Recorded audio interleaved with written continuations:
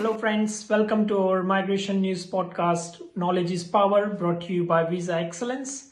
Today we will discuss about Western Australia's skill nomination program for this financial year. As you know, Western Australia has received 5,000 allocations and they have divided 3,000 and 2,000 for subclass 190 and subclass 491 respectively.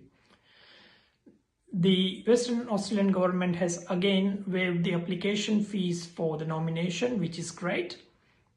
The program is divided into the two streams, graduate stream and general stream. General stream is further divided into two pathways, WASMOL Schedule 1 and WASMOL Schedule 2. Depending on your occupation, you can avail either of these pathways. Now let's talk about the general eligibility criteria for these streams.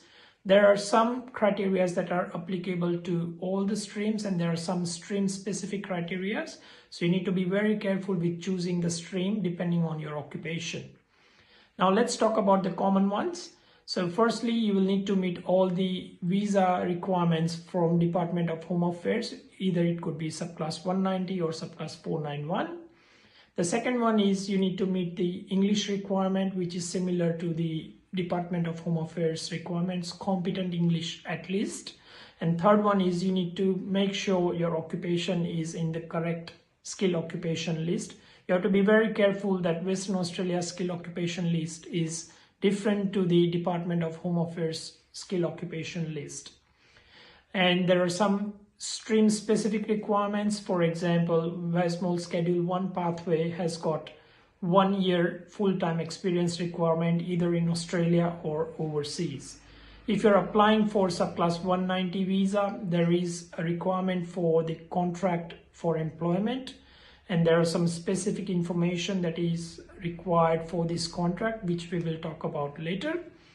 And the last one is the graduate stream. Again, there are some stream specific criteria where you have to study in Western Australia for 2 years and you have to complete at least certificate 3 or higher AQF level courses. Now coming back to the contract for employment. So there are specific requirements, as I mentioned. First one is the contract has to be at least for 6 months from the date of nomination application. The contract has to be at least for 35 hours average weekly. If you don't have a full-time job offer, then you can have 2 part-time job offers, making a total of 35 hours weekly average. That is also possible. There is a special waiver for the candidates working in the construction industry where you don't have to have this employment contract requirement. In addition to the highest point score and the date of submission, Western Australia also prioritizes invitations based on your current location, your occupation and your occupation ceilings. It is important to note that you get priority for living in Western Australia. However, if you are not living in Western Australia, whether you are in Australia or outside, you get the same priority. Now let's talk about the step-by-step application process. So Western Australia do not require any registration of interest on their portal. So the application process starts with the Skill Select EOI submission and then you wait for the invitation. Once you receive the invitation, which we call pre-invite, you will get a link for the application to the Western Australia's migration services. Once you complete that application, if your application is successful, within 28 days, you will get the invitation from the Skill Select to lodge the visa application. Once you lodge the visa application, after the processing time, you will get your visa granted. I hope this video was useful. I'm Dr. Alpesh Patel, Registered Migration Agent at Visa Excellence.